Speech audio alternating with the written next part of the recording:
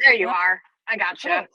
Oh, okay. Now I can hear you too. At first, I was like, maybe it Oh, needed to be here. But can you hear me? oh, you sound great. Yeah.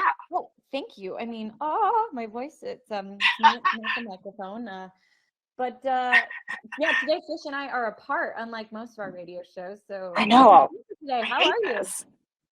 I'm good. Yeah, I'm good. I'm sorry I'm not there today. This doesn't feel right, but making it work. I know. We make it work. It's funny. It's just me and Luna today. Here. But Oh, yeah. we should talk about yesterday a little I bit was just because gonna ask. yeah, we can't talk any details, but we were at a photo shoot yesterday for the album art, and that's as many Yes. details as I'll say, but it was so much fun. It was so much fun. It was really inspirational. I definitely walked away from yesterday feeling crazy inspired. Not just, from the photographer and everything that we did, but from you. I mean, from our team. It was just like a really uplifting, great day. Everyone did an incredible job, including you. Yeah, oh, everybody did. And it's one of those Yeah. things where when there's a big team working together on something, it's like, there's the photographer, there was the guy that brought all the props, and there was the stylist, there was the backgrounds that Yeah. were brought in, there was the hairdressers and the makeup artists, and so all these different people involved, and we'd had all these calls, and I'd created like, basically Pinterest boards and like a creative deck saying like, this is the color palette, this is what I'm looking for. And but then when you see a team of You people all nailed it. individually do their best on their Yeah. thing and bring it to the table, it is super inspiring. And it's also kind of So miraculous. inspiring. Yeah, well, I walked away from yesterday thinking, "Oh my gosh, we did that." That oh my gosh, the what we created was incredible. I Yeah. I know I'm doing that thing where I get all hyped, but oh my gosh, it was I'm so excited for what everybody made. I can't Yeah. wait for the world to Just see also, it. like you said, proud of a team, and I am so, so fortunate that, I've been working with the same, kind of core group of people for years. And, Yeah. and it's funny, I've been working with you now for almost, what, 3 years? And I oh, 4 actually. I think I just had my 4-year oh my higher gosh. anniversary. Wow, Yeah. 4-year anniversary. Well, it was funny because we were sitting on on the set yesterday, all chatting, and I realized that, 5 years ago now, I think I released Yeah. my first Christmas album, and it was funny to look around and be like, oh my gosh, yeah, same makeup artist was on that shoot, Allison, which we Yep. love Allison so much. Love her. Same photographer. Oh my gosh, how funny. Same wardrobe gal, Yeah. Megan, and same management. So it's like, oh my gosh, wow, like how freaking lucky are we to have this dream team that, you know, Yeah. we all work together so well, and it's great to feel like we're all like this, there's like a loyalty factor. We're all loyal to each other, and we Yeah. show up and bring our best, and it just makes every project so much more rewarding when it has that kind of a Yeah. team feel to it. Right. When you have the same faces that come back around every single time and always do a great job. Always do a Yeah, great job. totally. Yeah.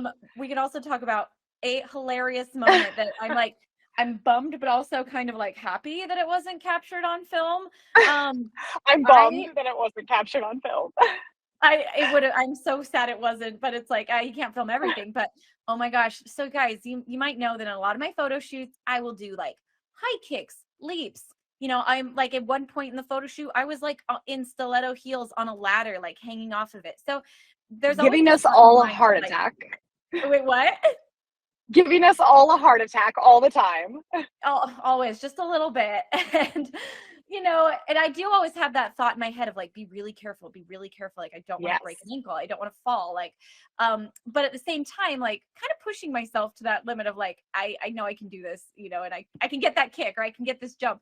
Well, yesterday I was wearing these like 6-inch heels platform shoes. They were so cute, and I Very was like, oh, high. I want to jump. And and so I did like one jump, everything was fine. And then I went to do the second jump, and when I landed, the shoe ripped, like just It around was the shoe's fault. it was for sure partially my fault. I obviously didn't land straight, but landing slightly on the side, the fabric of the shoe just ripped, but the ankle part stayed solid.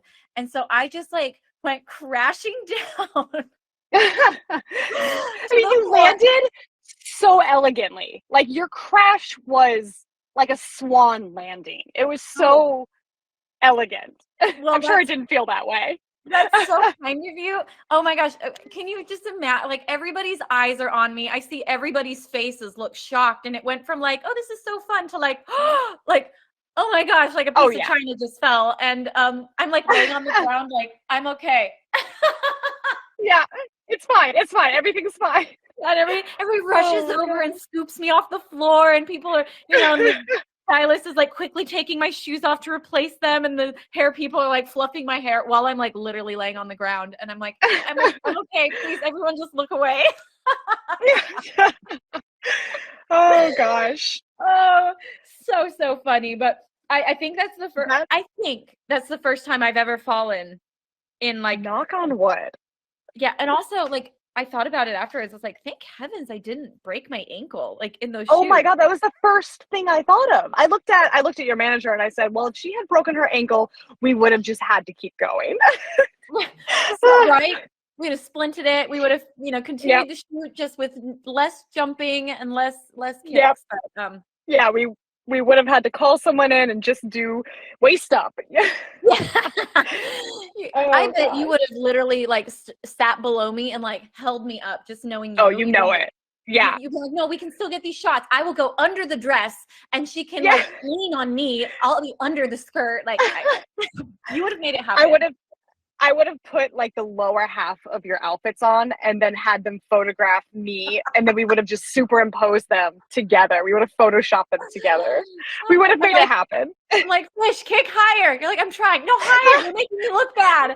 Don't go that way. My foot would never do that. Stop it. Oh my gosh. Oh That's my so gosh. funny. So funny. Well, we're gonna have a guest call in just a second. It's Taylor Momsen, and oh my gosh, I'm so excited Yay. to talk to her today. And I think maybe before we have her come on, I think I'll start with playing a song. How do you feel about that? Yeah, that sounds Okay. great. I believe this is from her first album. She's in the band, The Pretty Reckless. And this is one of my favorite songs from them. I wonder if, I know as an artist, sometimes when people say their favorite song is off your first album, it's kind of annoying. But at the same time, it's like when people want Crystallized from me, I have to look at it and be like, you know what? That's a song that made me. So anyways, I hope that she still loves this song because it's a classic to me. You Make Me Want to Die. So I'm going to play that right now. Okay, so fun.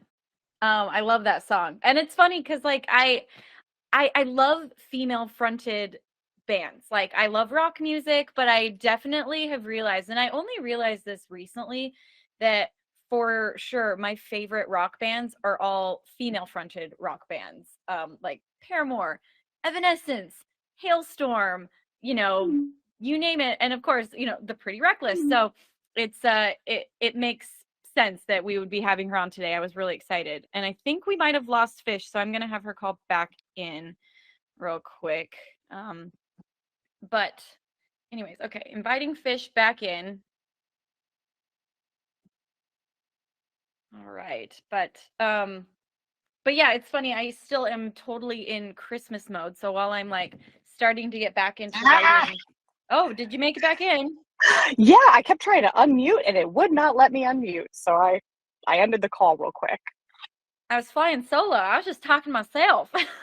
Well, that's okay. I kept hitting the unmute. I was like, why are you not unmuting? All good. We got you back in. But yeah, I was just saying how much I love female fronted rock bands. And even as I've started to like write rock music on my own for my, potentially a rock album, Yeah. I've been very much like, I even thought like if I have featured vocalists, which I'm sure I will on the album, I was like, wouldn't that be cool if it was all female rock vocalists? Oh my gosh. Like, that would be so cool. Wouldn't that just be fun? Because I just think they're female rock vocalists bring something so specific to rock and roll. It's like yes, with like there's so much power in femininity.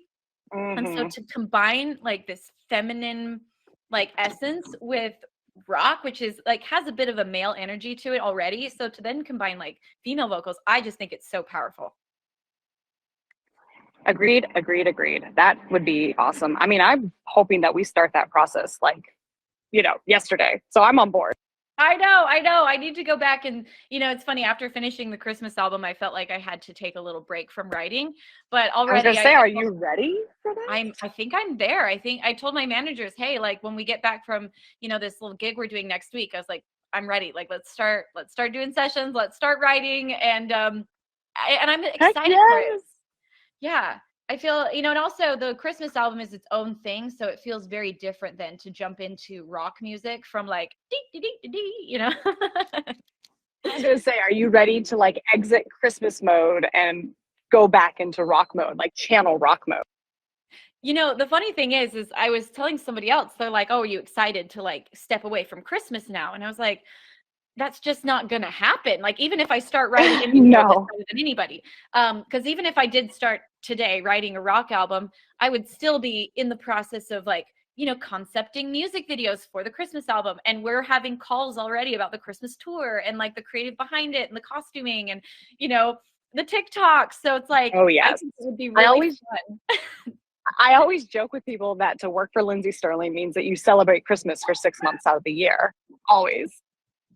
Yeah, that's very true. To be Lindsey Stirling, it's also the same thing. But it's like, I don't know. Luckily, you seem like that seems to be synonymous with your personality as well. Yeah. Am I wrong? Or is it odd for you to celebrate Christmas year round? It was weird at first. I will say, the first Christmas tour I did with you, I remember telling people like, oh man, I'm kind of, I don't know if I can do Christmas for this long. Like I don't know if I can listen to Christmas music over and over again like this, but now I love it. Now I live for it. It's so much fun. So I became that person. I converted you to the Christmas spirit. You did. Yes. The summer Christmas spirit. I guess I was the Grinch and you were, the one that made me your not heart so grinchy. Surprises. Yeah. Well, that's amazing. Well, I just realized Taylor is on and she's ready to come in. So I'm going to invite Taylor in. Great. And I am so excited to chat with her today. So this is going to be really fun. Let's see. So we're waiting for her to come in. Oh, there she is. Hi, Taylor. How are you doing? Let's see. I think you're muted still. You can tap the little microphone button and it'll unmute you.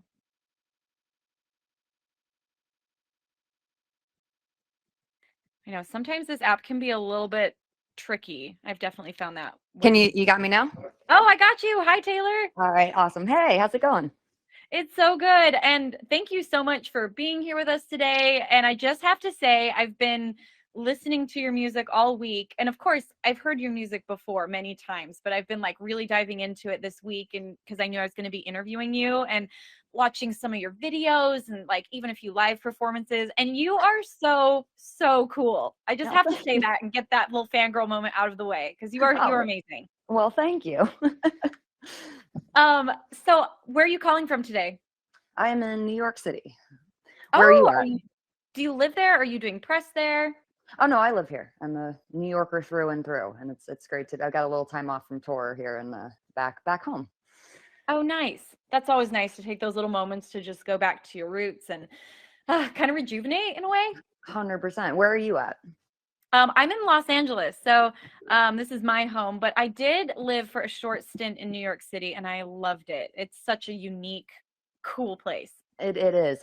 I've toured the world, and there's a million great places, but New York is, you can't beat it. There's no other city in the world like it. It's absolutely my favorite. It's so true. There really is nowhere else like it. And what's your favorite thing about New York? Oh man, I don't even know how to pick one thing. I mean, just the energy of the city. I think that it's like so many cities in one, depending on what street you walk. So it's you can hide in the city, you can be in the middle of it. It's I don't know. It just has an energy to it that is unlike anywhere else that I crave and thrive off of. Yeah. And I didn't understand what people meant by that until I lived there. And then you're like, wow, there really is just, like you said, an energy, a feeling like that you get as you walk. You walk a little faster when you're in New York. Yeah, no, you definitely have a New York pace, which which I like. But no, there's a grit and a grime to it that I can't get enough of. I love Los Angeles too. I mean, every time I go, a lot of my friends moved to LA, and every time I'm there visiting, I'm there for like a week and a half, 2 weeks. Love it, and I'm like, why don't I live here? It's beautiful all the time. The weather's amazing. All my friends are here, and then about the time the third week hits, I go, I need to get back to New York. Yeah, So, like home is calling. And I mean, the pizza here, it just can't compete. That alone oh would my send God, me back. the pizza in New York is just ridiculous. It's so It's the good. best in the world. 100%. So I want to get into it. I want to talk about your new album, and I still consider it like a brand new album because the pandemic, I feel like it just condensed time so much that it was your album was released in 2021, but I'm like, that's fresh, that's brand new. So, were you working on this album during the pandemic? And if so, what was it like recording and like working on music throughout that time? We didn't. We actually finished the album right before the pandemic. We were shooting Really? the album artwork in March of 2020, like right before the first lockdown started. So we had actually completed the record, and then it was just this kind of weird waiting game of trying to figure out when to put it out because the world was in such flux. Yeah. And so we went forward with releasing the first single, and then actually held the album a little bit longer just to kind of let things attempt to settle down, I guess. Because it's Yeah. weird putting out a record and not being able to tour it. So we were kind of waiting for things to pick back up, and then when it seemed like it was lasting endlessly, I finally went, I can't sit on this music anymore. Like, this is, there's a song on the record called 25, which I wrote and recorded at 25. And I was like, I'm 27 now. Like, this is getting Yeah. ridiculous. We gotta put this out. So finally, bit the bullet and put it out. And it was a very strange and interesting experience doing press and everything from home and promoting a new record without being able to leave your house. So it's a long story short, I mean, it feels great to finally be able to be back out on the road and playing these songs and, in front of an audience and for real, and not just these, acoustic at home quarantine sessions that we were all doing for so long. Right, which they were special for a short amount of time, and then they just became like, wait, what? This is not what I want to do. It kind of lost that specialness after doing it for too long. And I feel like songs and music they change for us as artists, like from all the different phases, like from when you write it to when it makes the album to when you perform it live. Like, how do songs change for you once you go through that process? That's a good question. I think, I mean, well, when I'm making the album and writing and recording, I don't know. There's different stages. Like, the writing of it is very intimate and personal, and sometimes very challenging, and tumultuous, and all of the things that come along with writing. And then the recording of it is just trying to create something that I hear in my head and have that come to life, and that's presents its own challenges. And then I think by the time the album's finished, you're kind of on the other side of it, and you can almost you can sit back and listen to it, and you can almost see it from an outside perspective for the first time, and that's always kind of an Mm, exciting moment. And yeah. then touring is kind of an extension of that, where you're now taking something that was extraordinarily personal and always will be, but that was just yours, and sharing it with the world in this kind of grand performance aspect, where it's the connection with the fans and that kind of symbiotic relationship that you can't get anywhere else. And so the songs are kind of ever evolving and ever changing, and I think that the more years go by after putting out an album, the songs continue to change and evolve into something new, and to fan favorites and yada yada, and they keep changing, which is kind of it's a very cool thing about music. 100%. And it is funny how, like, yeah, these songs, it's like you develop this different stages of relationships the same way you do with like family or friends. It's like they are like that to us as artists, and they do morph and change. I And always feel like putting out a record is like, I always use this metaphor, and I don't have children, but I I equate it to having kids, where it's like when you write songs and you're making them, they're yours, like you're raising them, they're precious, and then when you put them out into the world, it's like sending your kids off to college or something, and kind of going, well, I hope you do me proud, and I'll see you on the other yes, side. 100%. And it's so funny you say that because I think it was my second album, like to do promotion for it, like just on my own social media and everything. I threw an album baby shower for it and like did this whole kind of spoof because it does feel like that. Like you put so That's much great. love and care into it. And like you said, you just hope that the world is kind to it, you know, as you send these songs out and you hope it's accepted. And so I 100% relate to that analogy. I don't. Um, Now I'm curious. You said you threw a baby shower. What did that entail? So yeah, that does sound odd. I should explain. So I invited a ton of like comedian friends I had that were like personalities on YouTube or on their own social media platforms, and so it was like a spoof type thing, and we filmed it, and you know, and it was like slightly scripted, but mostly it was just these really funny comedians kind of riffing off each other at this like decorated album baby shower, and so it was just kind of a comedic sketch that at the same time felt very like applicable to the moment, but it was more supposed to be just funny. Oh, that's awesome. I'm a huge fan of comedy, so that sounds like a good time. It was funny. I mean, and I as well, I'm a huge fan of comedy, and I like if I had another skill, 1,000%, I would wish that I was a like stand-up comic type, you know, or an improv comedian. And so I just have so much respect for like people who have the art of timing and being, you know, just that comedic energy. Oh, I just sat there the completely. whole time and just like admired all of their skill. I don't know. One of my favorite hobbies to do in New York. I mean, I'm not doing it too much right now because there still is a pandemic, but is to go watch stand up like every weekend, and it's so much fun. And I have so much respect for comics, just because, like, you know, I don't know if you've noticed this with your friends, but I have a lot of comic friends as well, and they all want to be musicians, and I feel like every musician wants to be a comic. It's kind of a common theme that I see a lot. Yes. And I Yeah, always sit you're there and go, right. I yeah, never really but I always sit there and go, yeah, but your job is so much harder. Like, you're up there by yourself. You don't have amps and a band and things it's just you. And right. that's an impressive skill. Right. And I always joke with people that we musicians, when we do a live show, we have this like, we have this facade that's created by like flashing lights and the fact that we're elevated on this stage above everybody and we're wearing sparkling costumes and the music is loud. Like the audience has no choice but to believe that we belong on that stage, you know? Yeah, no, And there's a performance element, and comics are just, it's them and a mic. Like, it's yeah, either their job is either you make me laugh or you don't, and it's that simple. yeah. It's challenging. Yes. So I just, like you said, I have so much respect for their ability to be up there. And then without all the help of all that stuff that we get, they just like have to prove themselves on the spot. And it's amazing. But It is actually, amazing. speaking of live stuff, I'm so curious, how has it been for you, as you started to do shows? And I know you're preparing to hit the road with Hailstorm. So how's that been? And, you know, what are you most excited about going out on tour again? Oh, it's been awesome. It's crazy because this is our first. Well, we were just out with Shinedown, and that was our first tour in almost 5 years. Partially due to some personal tragedy, and then the creating of the record, and then COVID. So it was an extended break that was not meant to be so long. And so to get on a stage after 5 years of not being out there, it was incredible. You know, like everything kind of came flooding back, and all the emotions, all the highs. You know, playing live is like it's a drug that you can't get anywhere else. So it was just absolutely Absolutely. awesome, and to see all the fans again, and then to get to play the new material, which was very cool, is very cool, just because when you put out a record, normally you go on tour right away and you're kind of introducing the audience to the new material. And in Hmm. this case, our record had been out for a year, so it's to get to play them for the first time. It's this kind of new experience where the fans really know it and they're waiting to hear these songs, but you're still introducing them to the live version of it.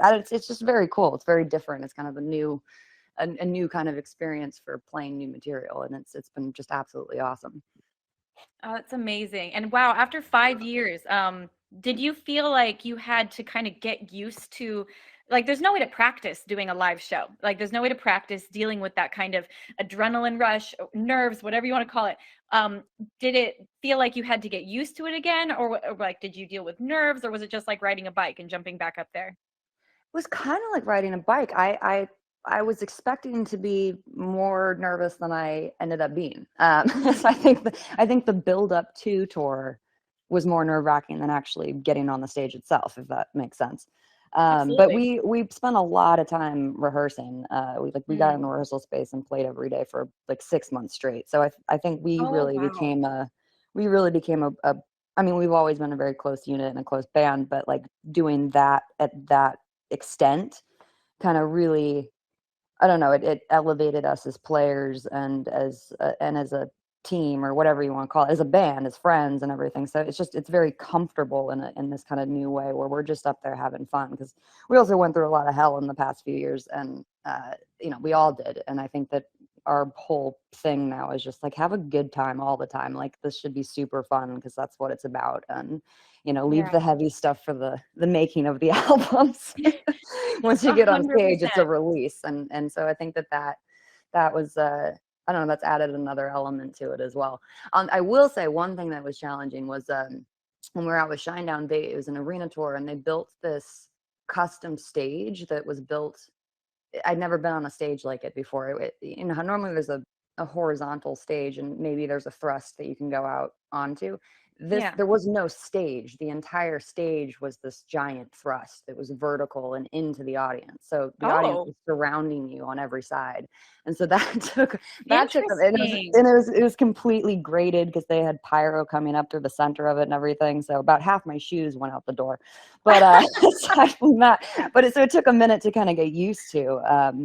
I've always played with a wired mic. I had to switch to wireless just because you physically couldn't get back and forth with a wire. Like, it was just different. And Yeah. by the end of the tour, I was kind of fell in love with it, and now I miss stages like that, because then we went to festivals and we're back on a normal one, and I was like, I missed the vertical stage in the middle of the audience. It was pretty cool. Yeah, what an interesting idea. I've never been to a show like that, but that is such a cool idea because you kind of get to like give all these different fans like a front row close experience. Exactly, yeah. And it was very, I don't know, it was very unique and very cool, and I'm gonna probably steal something from that in the future. Like, yeah, hey, all creativity is just kind of borrowed, right? Oh, 100% is, I think, in the words of Picasso, it's good artists borrow, great artists steal. There you go. I love that. And okay, so your recent album, I know the title is really personal to you. And so can you just tell us a little bit about where and who the inspiration came from? Yeah, well, the record's called Death by Rock and Roll, which I think this was probably the first album of ours that I had titled before I had written all of the material for it, which is kind of a different thing for us. But we, to make it's a long story that gets very heavy, but to make a long story short, we lost some people very close to us very quickly in a short amount of time. Starting with Chris Cornell when we were on tour with Soundgarden, he tragically took his life, which crushed me. And Yeah. and then very shortly after that, our producer and my best friend on the planet died in a motorcycle accident, and that Oh, just I'm took so me down sorry.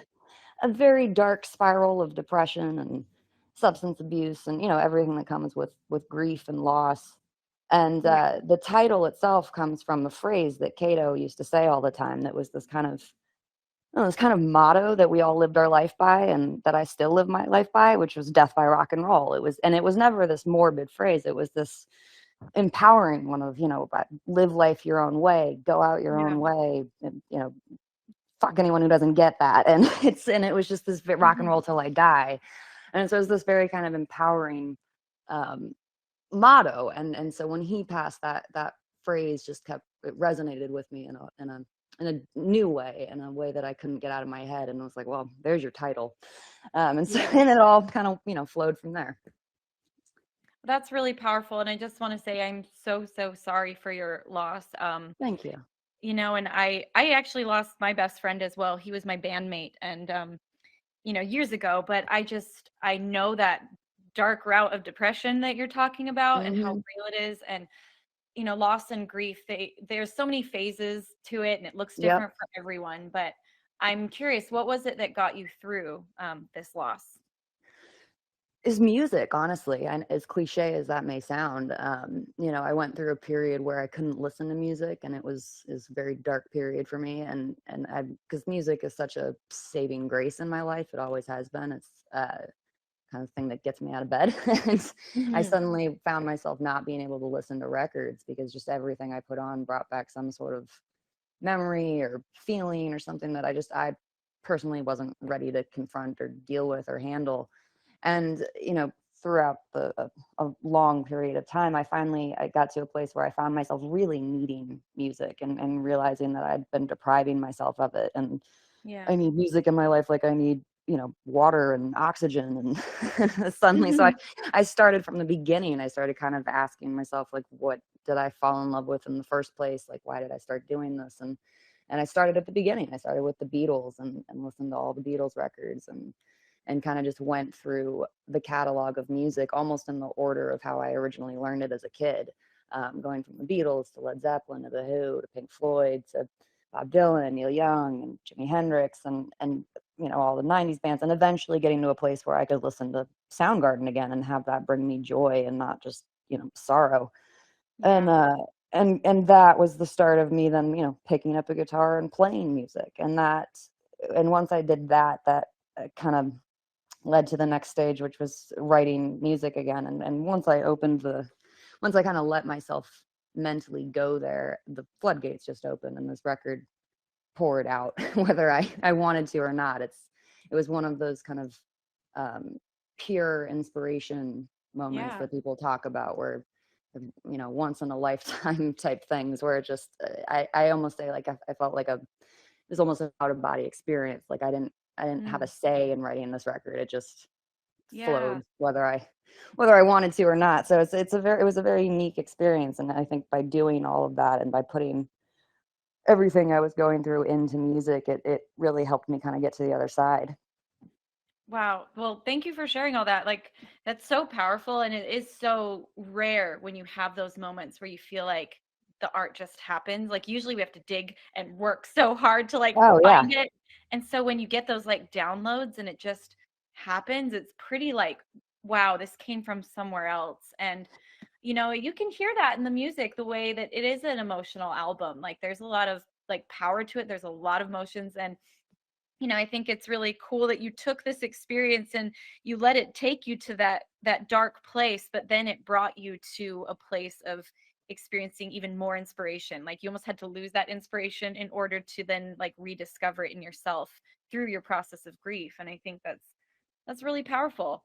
Yeah, no, it is. And I think that, I think unbeknownst to me, when we were talking about getting to that other side of, like, performing the songs live and how songs transform, and listening to the record as like an outside perspective. When we finished the album and I kind of took a step back from it, a couple months after it had been done, and really just listened to it, I realized, I was like, oh, this is actually a very hopeful album. Like, Mhm.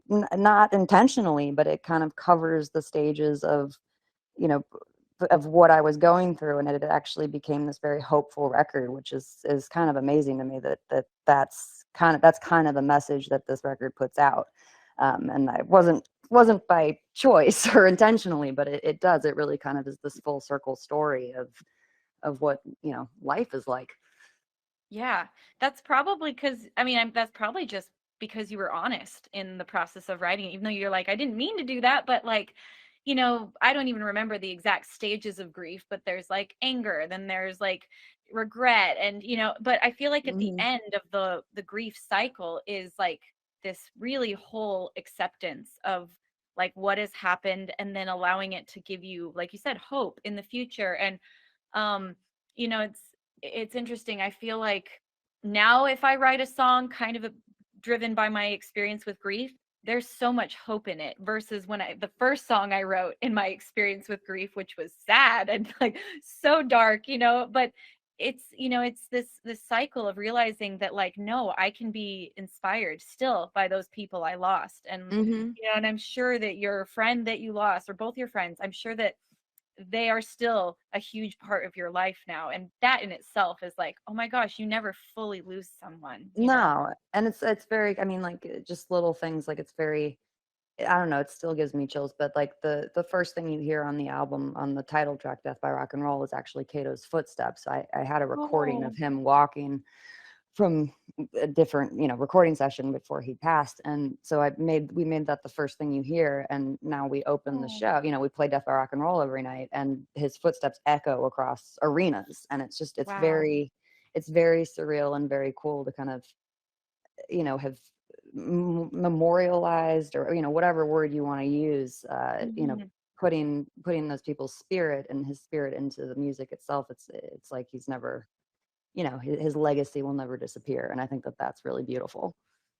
That is amazing. I just got chills as you said that. Like that's really powerful. And I know that your friendship was, with him was so instrumental in the formation of the group and, and the writing of so much of your music. So, what drew you to him in the initial stages of the band? Well, we met when I was 14 or 15.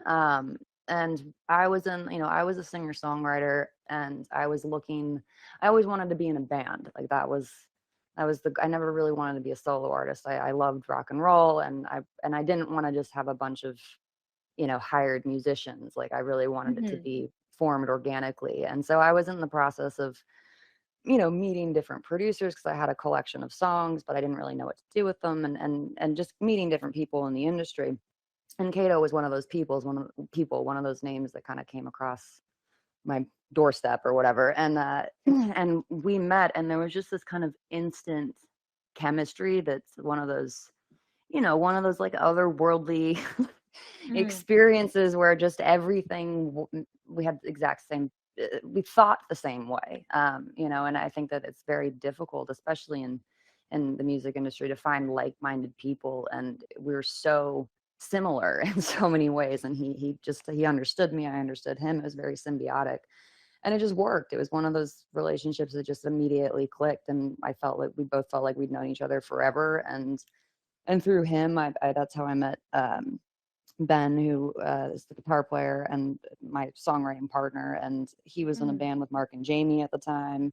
And so I met them through him. And it just all kind of came together in this very natural way that was just so effortless. And that was the form of the Pretty Reckless, like very quickly and very easy. And so he was, he didn't tour with us. He produced all our albums, but he was essentially the fifth member of the band. And so he was very integral in everything we did. And it was almost like I don't know, I always use the analogy of, like, it's a very like George Martin Beatle-esque type relationship, where like we would build upon what we did Mm. previously. Like it was a relationship that was very, we didn't jump around from producer to producer trying to like chase the next sound or whatever. It was, we were building upon what we built together. And it was this Yeah. very, I don't know, it was very special. And yeah. And so that's kind of how that all started. And it was just one of those amazing meeting of minds.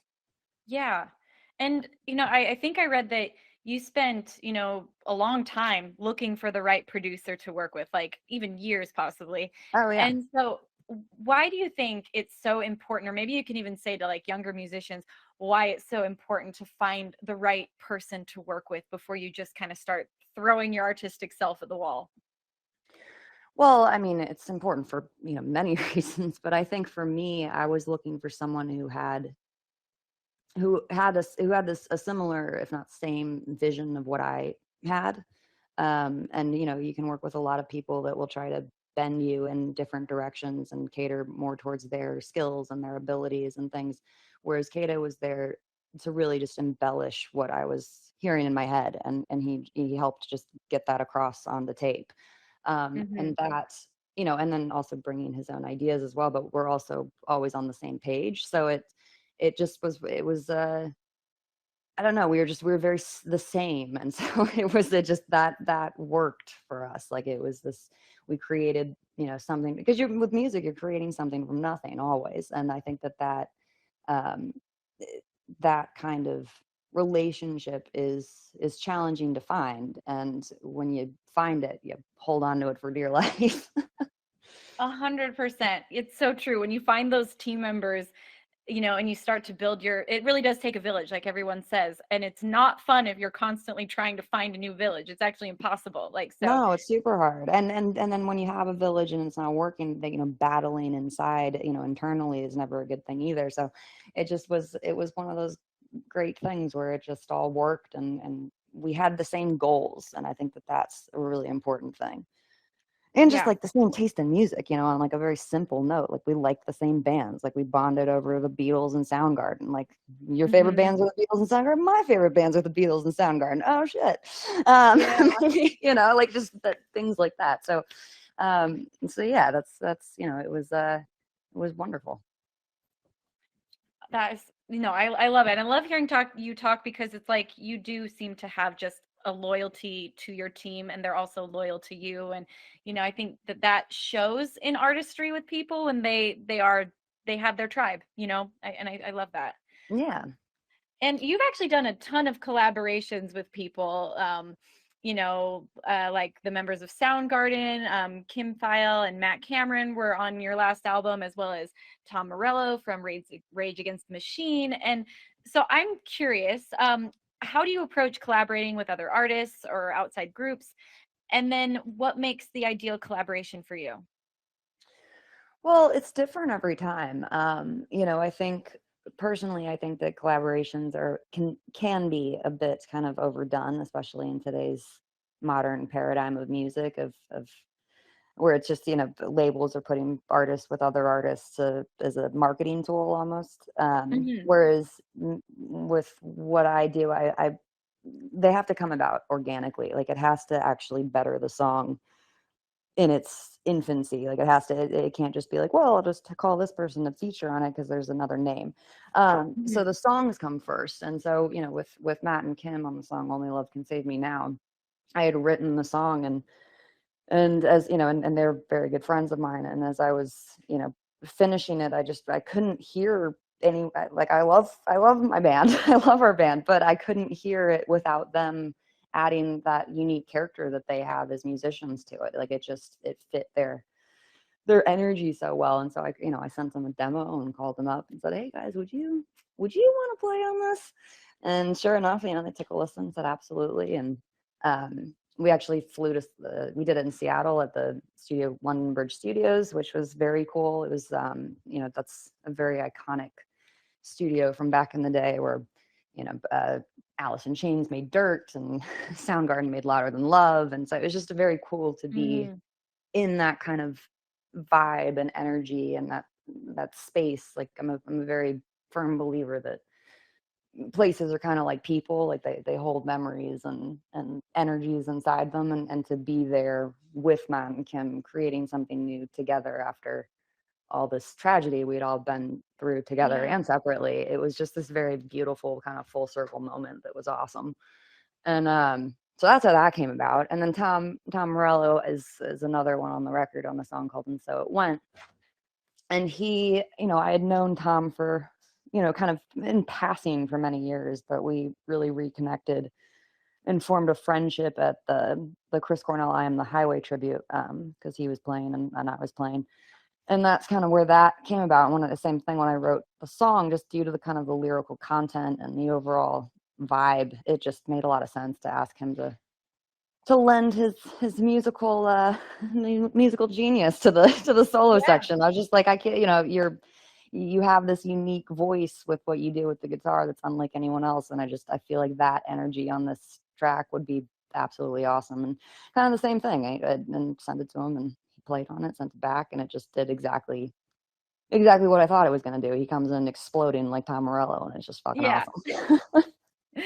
No, that's amazing. And I like the way you talk about collaborating, because it sounds almost like it's a fun emotional puzzle that you get to put together. It's like artistic, it's emotional, and if all the pieces make sense, it makes something so unique and so cool that like no business minded like executive that's like, let's put these two artists together could ever create, when it comes from that place of like, no, like what energetically or emotionally or artistically, like, and it is kind of like this fun puzzle that we as artists sometimes get to dream up. And it is.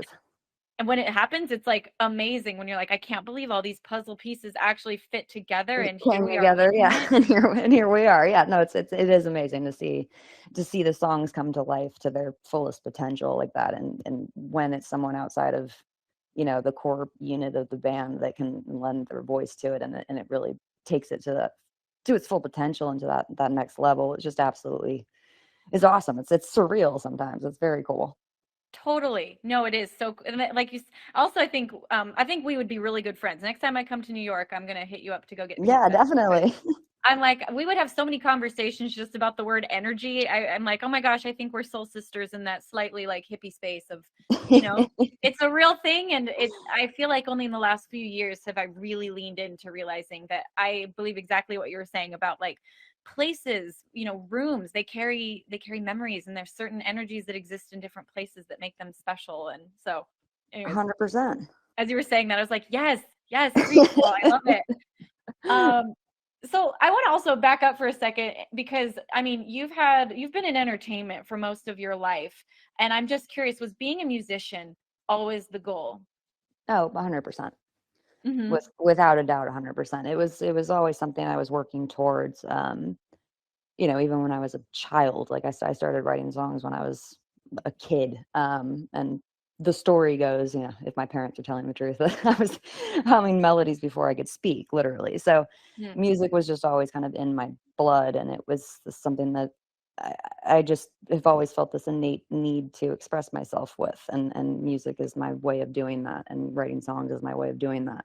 And I started acting when I was very young. I was only 2 years old, and that wasn't exactly my choice, like I don't harbor any resentment or negative feelings towards it or anything. It wasn't something I chose as an adult. And so when I finally got to an age where I realized I could make my own decisions and actually take control of my life, I quit everything else and just solely focused on the band. And it was the best decision I ever made, because That's amazing. yeah. And I don't know, sometimes when people get put into positions in life and the ball starts rolling, not everybody has the courage to stop the ball and to throw it down a different lane. So like on your part, that's, that must have taken a lot of grit and a lot of courage to like be true to your own, voice, for lack of a better term. Um and I was talking to like an actor friend of mine, and he was just kind of explaining to me like something I never really thought much about how being a musician, you get so much more like just ability to constantly share you versus being an actor where you're constantly portraying what somebody else has written for you. And it's like an obvious thing, but I'd never really thought a lot about it. And so how was that transition as you like got to fully express like, this is you, this is Taylor Momsen, it's not what someone else has written me to be? I mean, for me, it wasn't a transition. I just hung up the character that I played on TV. But Uh-huh. but for the world, it certainly was. But for me, it was just very freeing, where I suddenly didn't have to play someone else, which it can be fun, but it just wasn't for me. Like Right. I don't know, I'm too definitive in myself, or I don't know what the right way of saying it is, but I I got very tired of pretending to be someone else. And so for me, it was a very freeing experience to just fully have all the control and be the one creating it and putting it out. And, and that was a very freeing moment for me. Yeah. And I feel like when you guys first started, you toured a lot, everything from like Warp Tour to you went on multiple headlining tours, as well as opening for like everyone from Evanescence to Guns N' Roses. And as you did this, as you like launched out touring so much, um, what was it like? I don't know, like, what was it like jumping into touring so extensively? It was super, I don't know, in one way it's just very natural. Like it made sense to me. I got the flow of it, and I love playing music. So getting to go on stage every night and play was just awesome. And still is. I don't know why I'm Yeah. talking in past tense. Um, Warp Tour was our first like real long tour, and that certainly was a unique experience. I've never experienced anything else like that before. Like that tour in and of itself Yeah. was very different. Just the way it was run and stuff. Like it was, I think it taught us. It gave us road chops to a degree in this different kind of way. Like where you played every day, you didn't know what time you were playing. It was almost like boot camp or something, like summer camp like where you'd Yeah. wake up in the morning, you didn't know what time you were going on stage because they didn't tell you until the day of. So like there's plenty of mornings where my tour manager would wake me up and go, "You're on stage in 20 minutes, like, get up." And I Oh my just kind of roll out of bed and throw sunglasses on, take my pants off, and wear my pajama shirt on stage. So it was different in that kind of regard. But and then so Yeah. then once we got into more, I don't know what the right word, uh, seasoned touring, with big bands like Guns N' Roses and things like that, where it was, um, I just learned tons of things. I absorbed so much from different artists and seeing how they ran their camps and because everyone does it a little differently, and how their touring goes, and things that you want to pick up and take from as yourself, and things that you go, I'm not going to do it like that. And it just was a very interesting experience all around, and just kind of it all happened very quickly. And it was those first couple years were a whirlwind, and Yeah. felt like a very long time, but also like a blink of an eye it was over. So it was, I don't know, it was great. I loved it. I loved it. It's the Yeah. simple answer. No, those first few years of touring, when you kind of get shot out of a cannon like that, it's like it's there's nothing like that time. And it's like, of course I still love and crave touring, like it's my one of my favorite things to do, but at the same time you can never quite capture that like time period of when you first started like seeing your dreams happen in that way and going on stage like for those first tours. Like it's impossible to recreate that Yeah, well, time. it's like dating someone, where like, the first couple months are just really exciting and Yes, new, and then like, 10 years later you might be married and still fully in love, but it's different. It's changed.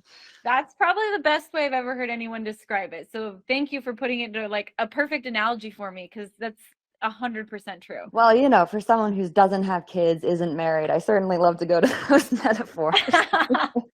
Hey, same. I act like that resonates with me, but I'm like, yeah, I don't have kids either. The closest thing I have is a Chihuahua. Yeah, same. Um, I got a little dog.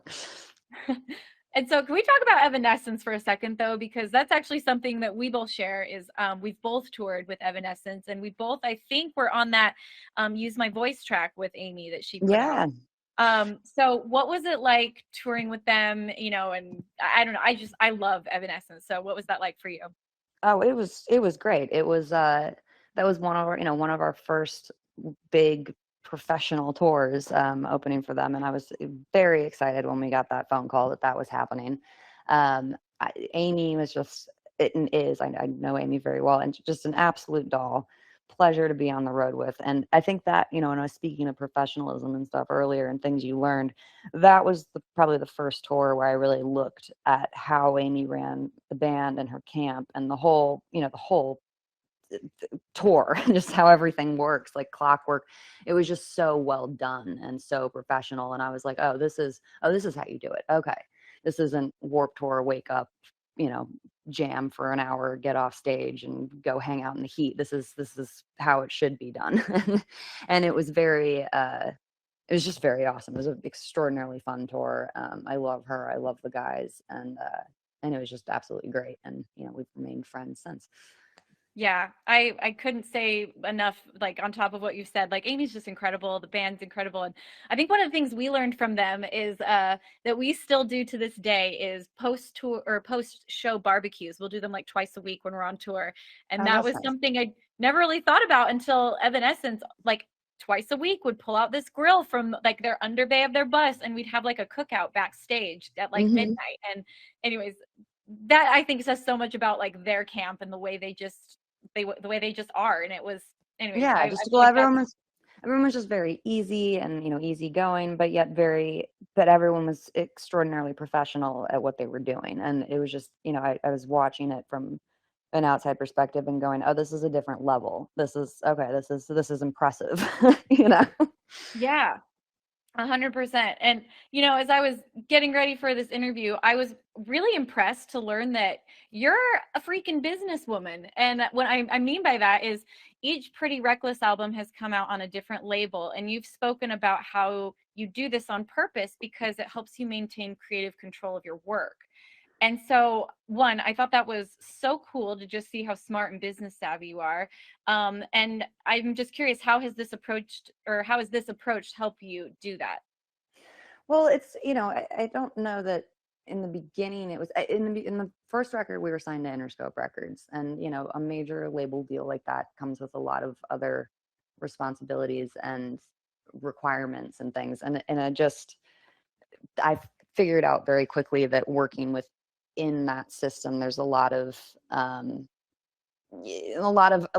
hands, a lot of cooks in the kitchen that want to get their 2 cents in. And when it comes to the art itself, with the music and the visuals and the videos and the touring and all of it, that's I had come from a previous career where I didn't have any say in what I was doing. And so to me, music is like, well, it has to completely come from me, and everything has to be my vision. And otherwise I don't see the point in doing it.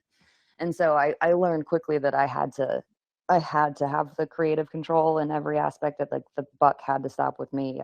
It was my say or no way. Mhm. And so with the next record, I figured out that by creating the art first, making the records, and then kind of shopping them around and playing them for people, and really trying to find the right partner for each venture and each record, and finding the people that are the most excited about it and see it and are coming from a similar place as to where I'm at in my life, and all of that, and just kind of finding the right partners who can really do it justice and in the way that I want it to be seen, and want it to be put out. And then there's no there's no A&R, there's none of that. Like, it's I make it, and then I present it and see who's the right partner for that thing. And it's worked out very well, because I license the albums, and it's I don't know, it's a different kind of path, but it's worked out very well for us. Yeah, no, and that's really cool. That's 100% the way I do my albums as well. It's like it gives you so much creative freedom. And I think it's cool because you've been doing this for years now, like this way that you figured out. And it's now starting to become the way that a lot of artists are doing it. And I think that people, like, you've kind of paved a path for people to realize that it doesn't have to be one way. You don't have to give up all your creativity, and you can. I just think it's amazing that artists like you have paved this path to let other artists know that you can license your music. You don't have to give it all away. And so that's Oh, really thank you. cool. And I also think this is something that anyone can learn from, because as an artist, you quickly learn that if you have to take control of your narrative, because if you don't have a strong sense of what you want to look like and what you want your music to sound like and what messages you want to share, that narrative will and can be like super quickly written for you. Yeah. And and it's just cool to see how you've found out how to take control of your own narrative. And like you said, and part of it's because in other areas of the industry you didn't have that opportunity, and so once you had it, you were like, I'm taking it. Yeah, no, once I had it, I was like, oh, I'm not giving this up. I've been fighting my whole life to have this. Like, I'm not giving this away now. Yeah, This is the that's whole so point. It's the whole point. exactly. Yeah, what's the point of making art if you're not saying what you believe in and what you want to say? Yeah, no, I don't believe in making art by committee, and I just never fit, and I don't fit in the standard traditional box, I guess, which is fine, so I figured out my own way to do it. I love that. And I think that's something that every single person can take in their own way, like whether they're an artist or not. It's like, yeah, find out your way of doing things, and who cares what anybody else thinks? Like, find the way that's going to work for you, because no one else can determine that for you. No one else can determine that for you, and there is no right or wrong answer. It's just it's trial and error, and you figure out what works for you. That's all it is. There is no, like, this is the only way to do it. It's whatever way you want to do it. That's the amazing thing about life. It's how in art, it's however you want it to be. You're the one doing it. It's your decision at the end of the day. Absolutely. Also, I wanted to ask you about something that I'm sure comes up all the time for you in interviews. I'm guessing because I definitely get asked my own version of this question by interviewers all the time. And sometimes it kind of frustrates me a little bit, but how often do you get asked questions about being a woman in music or a woman in rock? And first of all, are you tired of questions like that? And like, what will it take to be referred to as a musician first rather than a female musician? Well, first of all, yes, I get asked that a lot.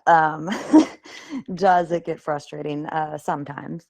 I think just mostly I think because I don't have a good answer for it, because I just don't look at music that way. So my answer always kind of remains the same, of like, what's it like to be a woman in rock or a woman in music? I'm like, it's like being a person in music. I don't like, Yeah. all of my idols and all of the people I grew up listening to and loving, they were men, and that's not because I didn't like women. It's because they just happened to, the Beatles were all dudes. The Beatles are my favorite band. So it wasn't a choice. I look at music and art from a perspective of just what's the best song, what's the best band, and I just don't even notice gender. And so it wasn't until I started doing press about it that I even realized I was a woman in rock. Like it's something that never even crossed my mind. Um, so Mhm. so I never really have a good answer for it. I just go, I know my goal is to just write the best songs I can and keep bettering myself, and I want to compete with everybody. Like I don't Right. I don't think rock needs any more subgenre, if that makes sense. Like I think it just can it all just go under the umbrella of rock and roll. Like I don't think it needs any more niche marketing plans. Yeah, no, 100%. And it's funny. When I was younger, my dad, like I grew up with all sisters, and my dad just and my mom both made it very like apparent that we could do whatever we wanted in life.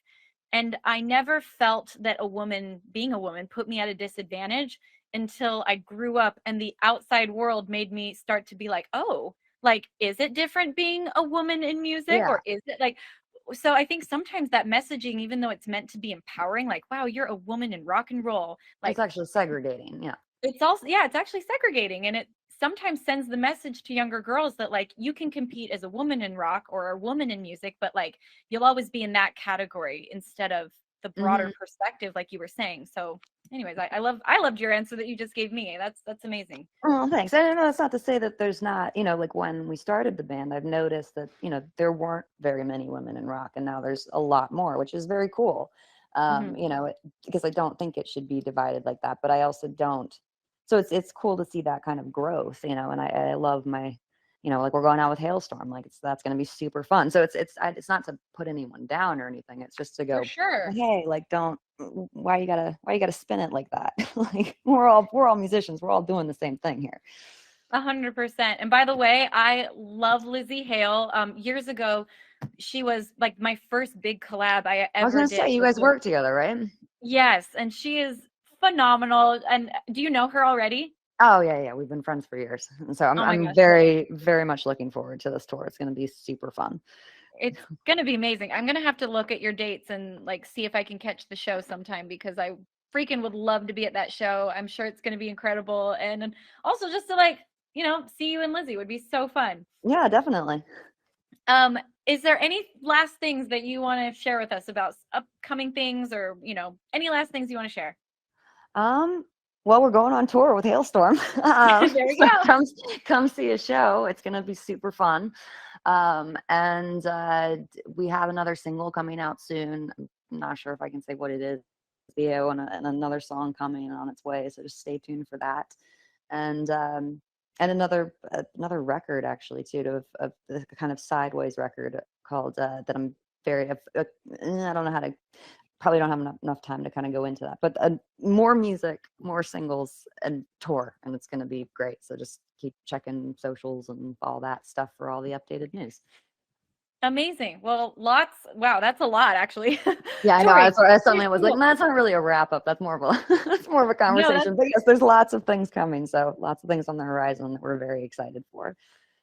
Oh, that's incredible. Well, I'm definitely going to keep following. I'm going to stay tuned. I love your music. I think you're so incredibly talented, and I just want to thank you so much for being here with us today. No, thank you. Well, thank you for having me. This has been super fun, and well, hopefully, I'll see you on the road. Okay. Yeah, good luck on tour. All right, awesome. Have a good one. Okay. You too. Bye. Bye. Okay, well, I'm going to play one of their songs. So this is the title track from their most recent album, Death by Rock and Roll. And then when we come back, Fish and I will continue chatting with you guys. So here we go. Okay, that is such a good song. I love their new album is so good. And I am serious when I say I'm definitely going to look up tour dates. Actually, I should try to look them up right now and see. Because believe it or not, I've actually never been to a Hailstorm show. We've we often have been touring at the same time, or it's like they weren't coming through LA, or I was gone when they came through. So I not only need to see, anyways, I need to see the duo together. And it was really funny on our fall tour. We actually crossed paths and we were playing in the same city as Evanescence, and because Evanescence and Hailstorm were touring together last year. And it was just funny that we were all actually staying in the same hotel. And like, I ran into Amy in the lobby, and it was just so random and wild. But that was also during the COVID time of, when, well, we're still in the pandemic, of course, but touring was super, super strict at the beginning of, last summer when some of us went out. So we weren't even allowed to like hang out. But anyways, I don't know if you guys can hear that. My neighbor is mowing their lawn, and the weed whacker is going crazy. So sorry if you can hear that. It's pretty loud. But also there's someone calling in. By the way, Fish wasn't able to call back in. So I'm going to be chatting with a few of you guys if you want to call in, and I'll be playing some more music in a second. So let's see. Zeman. I'm going to invite Zeman into chat. We'll see. See where he's calling from. I think it's a he. I'm assuming. Maybe I'm wrongfully assuming. But hi, how you doing? Good, how are you? I'm doing great. Where are you calling from? The thrill of Chapel Hill.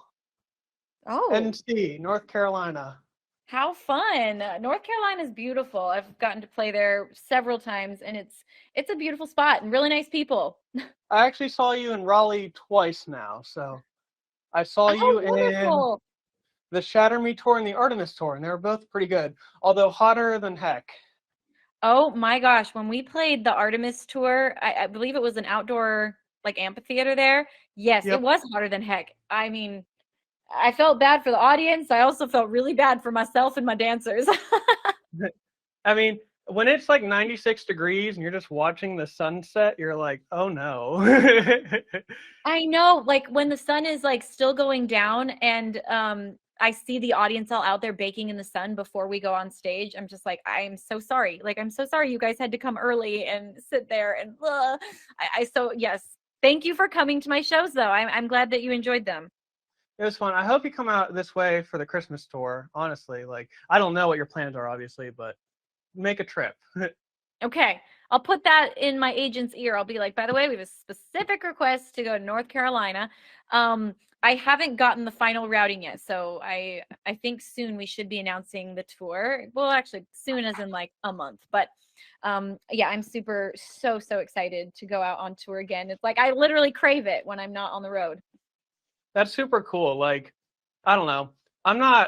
Obviously, I'm not doing what you're doing, but the way you talk about it on your shows and stuff, it's so engaging. It's so interesting. I really enjoy listening to it every week. Oh, thank you. Thank you so much. And what is it that you do? Like, what is your thing? So I am into cars and guitars. I work with cars every day. And I'm not a mechanic. I'm like an automotive service manager or like shop manager. Uh-huh. And like, I really love it because it's taught me this extreme skill of like serious problem solving. Where like, imagine how paranoid people are and then amplify that by like a problem. And so people will be like, they'll come into you all exasperated and angry or mad or sad, and they'll tell you like at length about their problems. And then, it's my job to be like, here's your keys, it's fixed. Like, have a nice day. Yeah. You get to literally save people's problems, and their car problems are no joke because I know nothing about cars. And so when my car is making a funny noise, or when it's like something's not working right in my car, there is a little bit of a panic element because I'm like, I don't know how to fix this. I know how to fix a lot of things in my life, but this I don't know how to fix. So having someone like you that knows and can say, here you go, you're all good, is a miracle in itself. I've been curious for a really long time. What kind of car do you drive? So I drove a Honda Fit for a really long time, and now I have a Honda CRV. Super smart moves. Thank you. I tried to be economical and eco-friendly. I got the hybrid. Oh, hell yes, because I have a hybrid Crosstrek, a hybrid Subaru. Oh, nice. Yeah. And it's like, they're the best cars. Like, any hybrid, well, especially now with these crazy gas prices, right? I know. I was so glad I have a hybrid right now. I was like, dang, should have gone all electric. But, we're doing our best, aren't we? To like, wait, by the way, what's your real name? I'm Alex, and that is my last name. My tag is my last name. Yeah. Got you. Well, Alex, it's been a pleasure chatting with you today. Thanks for calling in and saying hi. Have a good day. You too. Bye. All right. Well, I'm going to bring in one other caller and then I think I'll play a song. So let's see. I'm going to bring in Miss Ally. I haven't talked to Ally in a while. Okay. So some of you may or may not know, Ally she's been to many of my shows, and I've posted images of her in her amazing cosplay multiple times, because from the very first time she came to one of my shows, oh, you're here, Ally. Hi, how are you? Hi, how are you? I'm doing good. How are you? I'm doing great. I was just bragging about you, I'm sure you could hear, but I was bragging about your amazing cosplay and the fact that you make them all yourself. I'm curious, do you have a favorite one of all the ones you've made? Oh gosh, a favorite? Man, I did love Shatter Me. That one was fun. That has a special place in my heart. But Nyx was really fun to figure out. I think Nyx now is my favorite. That was the one I was gonna say, because I remember I was just shocked when you walked through the little, little partition for the meet and greet, and you were in that full feather black gorgeous dress. I'm curious, how did you make it? So it was actually one of my easier cosplays, believe it or not, out of all the other ones. So they sell ribbons of that feather, so it's just rolls attached to like a ribbon. And so I just kind of sewed each ribbon onto a dress and then just kept going around and around and around, and it just came together. So much of that's why I love seeing cosplayers and all these individuals that make these incredible costumes, because sometimes you realize it's just a matter of being creative. It's just a matter of thinking outside the box and finding what's available. And anyways, you're a master at that. So thank you so much. I get a lot of inspiration from a lot of your costumes. Oh, well, thank you. And what are you most excited about now? What's keeping you stoked these days? Well, I actually just started college again. Ooh. And I'm actually hoping to major in fashion design. I'm taking my first fashion class, so I'm really excited for it. Way. Yeah, you guys convinced me. I had a lot of people telling me to try it out, and so I'm like, you know what? Let's do it. Oh my gosh, you're going to be so good at that. I mean, obviously you're going to be so good at it. And I feel like you're going to find so much fulfillment, and it's obviously a passion for yours. So anyways, that's amazing. Thank you so much. Oh my gosh, well, best of luck in that. And I hope to get to see you soon. Wait, I think I saw you post you're going to be at the San Diego show, the fair? Yeah, Orange County. Yeah, Orange County. Orange County Fair. Yeah, I'll be there. Okay, well, we'll I'm going to wear something. I won't tell you yet. All right. Well, I can't wait to see what you wear, and I hope you have a great day and good luck with school. Thank you. You have a good rest of your day too. Okay, bye. Bye. Okay, so I'm going to play an Evanescence song because we talked about Evanescence today so much, and obviously I'm a huge fan. So this is their new song, Across the Universe, and Amy sounds incredible on it. So here we go. Woohoo, so good, right? I freaking love that song. I mean, you guys know I'm a through and through diehard Evanescence fan, always will be, and that song is just, it's so evocative. Her voice is always so evocative, and I can't even tell you, to be on tour with them that was 2018, and to be backstage every night, and we switched, so sometimes they would go on first, sometimes we'd go on first, but to be backstage, either getting ready for the show or cooling down from my performance, to hear Amy's voice echoing out there, hearing her sing these newer songs that were so beautiful, and then hearing her sing songs that I grew up listening to, Bring Me to Life and My Immortal. Oh my gosh, I can't even tell you how incredible that was. Okay, I'm gonna bring in another friend to talk with. Let's see. I'm gonna bring in Patrick.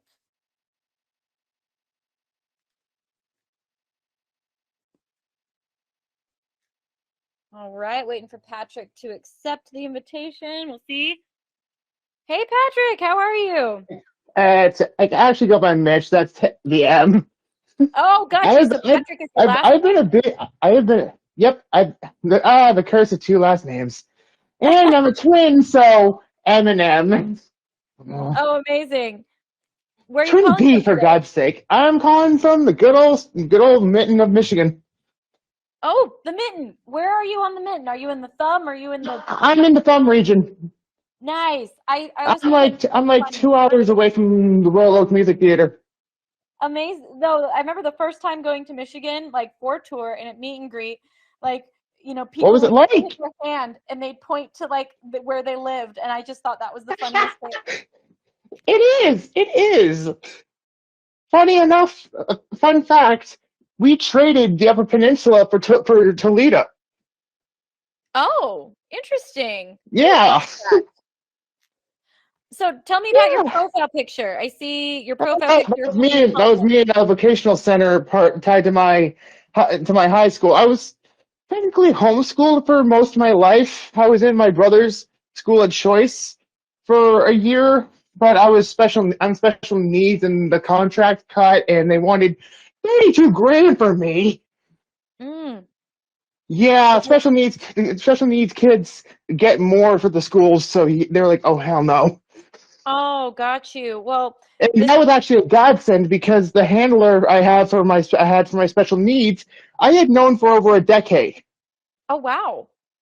Yeah, so I had a really good situation there, Yeah, and that's amazing. and I was in a public safety class that was like talked about fire, EMS, and law enforcement, including criminal justice, which Wow. really that part the CJ caught my eye. So I know the exact sentences for stuff like first-degree murder, all the way down to like larceny. I have stuff for a notebook of that written down. Very cool. Well, that's amazing Yeah. that you were really drawn to social justice. It's something that I think is Yeah, so important. I said criminal justice. Oh, sorry. Very different than social justice. Criminal justice is needed too. Yeah, I first encountered you with that collaboration with Lizzie. Oh wow! Freaking love And, Lizzie. That will always be such a special song. And yeah, and I found a lot of people through your music, including someone in the audience that you've talked to before, Liv. I found her on another platform, and she showed me Roundtable Rival, and I was like, oh, that is such a bop. Oh well, thank you so much. I really appreciate it. And I hope you come down towards Michigan sometime. I hope so. I hope our Christmas tour is going to make it out there. Because Frankenmuth, Michigan. If you ever go down near Frankenmuth on your own, that place is gorgeous at that time of year. But if you want to see some really good leaves, the Upper Peninsula of Michigan, around late September, early October. Okay. Those are the most beautiful leaves because my mother went to Michigan Tech University, and she knew that for a lot of the time, and same thing with my brother. He went there for dual major. Very cool. Electrical engineering and computer science. My mom went there for chem. Amazing. Well, it was so nice. Thanks for calling in today. We're actually I talked about on our show, so I'll have to sorry about that. say goodbye, but thanks for chatting.